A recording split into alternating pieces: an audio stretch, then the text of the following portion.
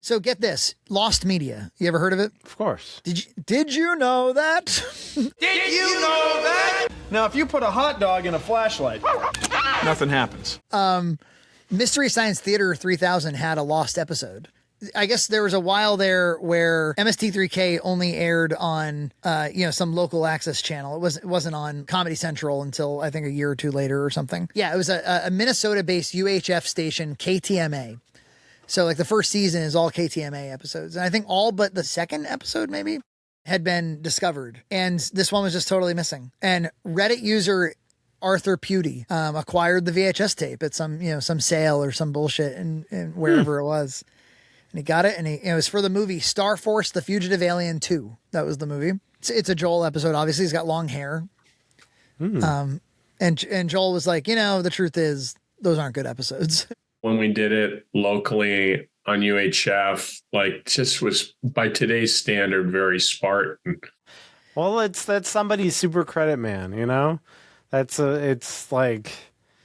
It's amazing. It's like whenever they find like those old Doctor Who episodes in somebody's attic. Well, that just happened too. Doctor Who discovered 2 more episodes on March 13th, just last month. A Cardboard Box found a collector's ramshackle collection of vintage films contained 2 episodes of Doctor Who that had not been viewed since airing in the 1960s.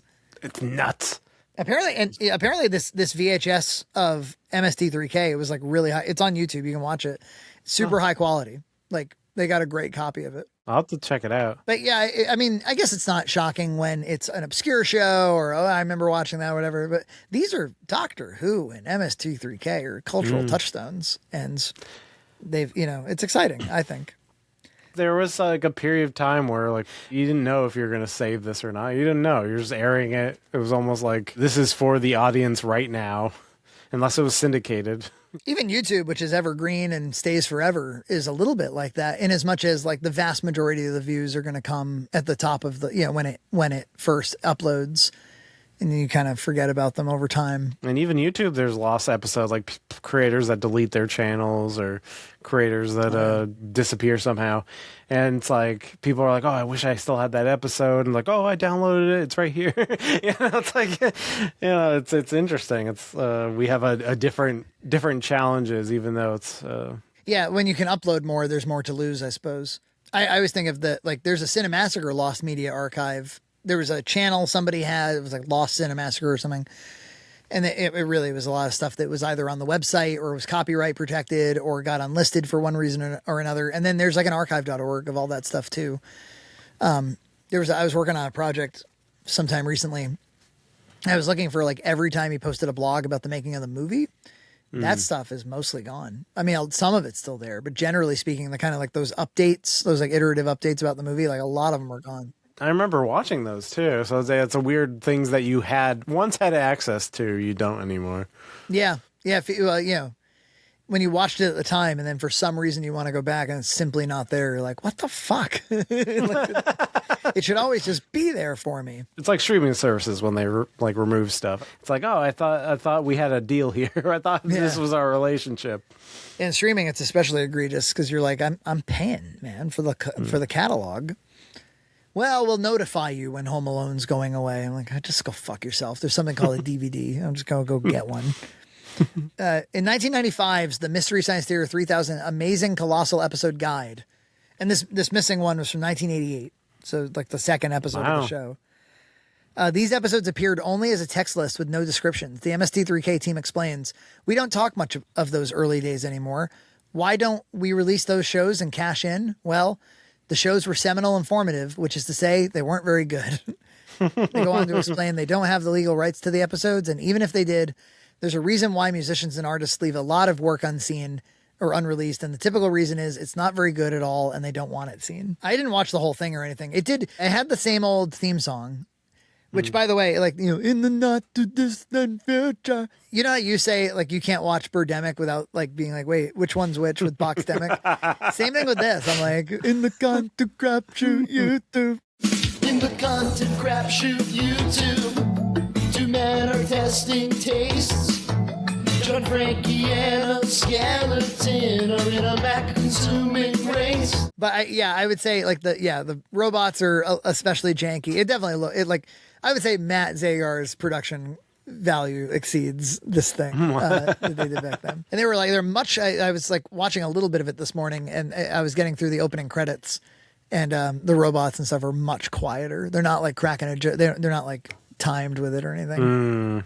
Yeah. When we were at the flea market recently, I saw like a big DVD collection of riff tracks. And I was like, riff tracks live, I think, because otherwise you'd have copyrighted movies. And I was like, wow, that's crazy. Like, in my memory, riff tracks is this cool successor to Mystery Science Theater that feels very modern. Like, oh, we'll finally do modern movies or something in this cool new way. But now, like, riff tracks is fucking 25 years old or whatever it is. Yeah, like, I know. Seriously. Yeah. Everything's getting old on me. Do you remember, are you a fan of MST3K? Like when you were a kid, when you were a teenager, did you enjoy it? I've definitely seen it a lot. Like I've seen a few episodes, like the Rosdower episode comes to mind as like so laugh out loud funny. I can't even, but it wasn't like a main thing, but I've definitely caught a few episodes. I definitely enjoyed it. I had a improv group, called Empty Set. And we did a kind of like our own version of MST3K. It was a live thing, and we watched the Punisher. What was the '80s Punisher? Oh yeah. And we did like our own little like riff tracks on that, and we watched a bunch of episodes to prepare for it, and we actually called it Cinemasochism, which is No way. Yeah, Cinemasochism. That's what we called that show. Cinemasochism, man. This was before James Rolfe. Or probably about the same time he was doing that, but we didn't know him yet. But yeah, it was definitely a formative thing. But I probably wasn't a big as fan as other people. But Yeah, I remember like I had a bunch of friends who were like, "This is great," and I think I didn't have cable as a child, but I got it when I was maybe like 15 or 16, and I was like, "Oh, I have Sci-Fi," and they were like, "Yeah, it comes on Saturday mornings on the Sci-Fi channel." I was like, I thought the Sci-Fi channel didn't allow any jokes on it, but yeah, it took up the whole, because there were 2 hours. It took up like the whole morning. So yeah, I remember that. I remember that on Sci-Fi. And they're all public domain. I just thought that was very clever. I was like, what a cool idea to just be like, just take the public domain shows and make fun of them. And then I remember they came out with a movie, MST3K, the movie. And it's pretty much just another episode. Because it kind of confused the lines of like, what's a movie? And I remember like when they would sell episodes on DVD and it would be like $20 for one episode. I was like, oh, this is bullshit. So it was a little hard to collect for them back then. If you wanted them on, because DVD was relatively cheap.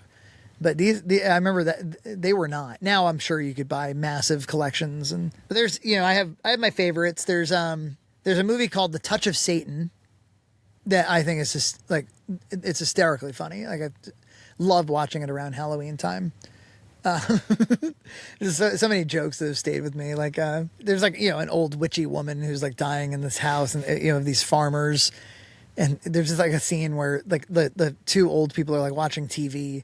The sound mix on the TV was horrible, and it was just people screaming on the television. And it was like, I love the yelling channel. I sure love the yelling channel. So I love that one. There was one called Soul Taker where like an Estevez played like a demon basically, and it was a very 80s movie. The main character was kind of like a John Stamos wannabe type. I mean, the movies that they've unearthed. I remember thinking, I was like, this would be really fun if you could roast Revenge of the Sith or something. And it's like, nah, Soul Taker and Touch of Satan are a lot. Oh, great. I love riff tracks. And personally, this is going to be like a little bit sacrilegious for some people because people love their Joel. But I was a Mike guy. I discovered the show when Mike was the host, and I was just thought that mix of personalities was more for me. But supposedly it says there, MST3K 3000 is sorry, that's redundant. It's like a ATM machine. Is gearing up for yet another return with Kickstarter funded season called the Riff Tracks Experiments, marking a melding of the classic MST3K casts, which has 4 planned episodes. So maybe they're just going to mash everybody together. Ah. They did. Do you remember like Netflix did a revival and like Patton Oswalt was all over it? Yeah, and like Felicia Day or whatever. It just forged in Reddit. Yeah, and we're good we're good conversationalists too. Great job. Subscribe to Red Cow Entertainment on Patreon for full episodes every other week.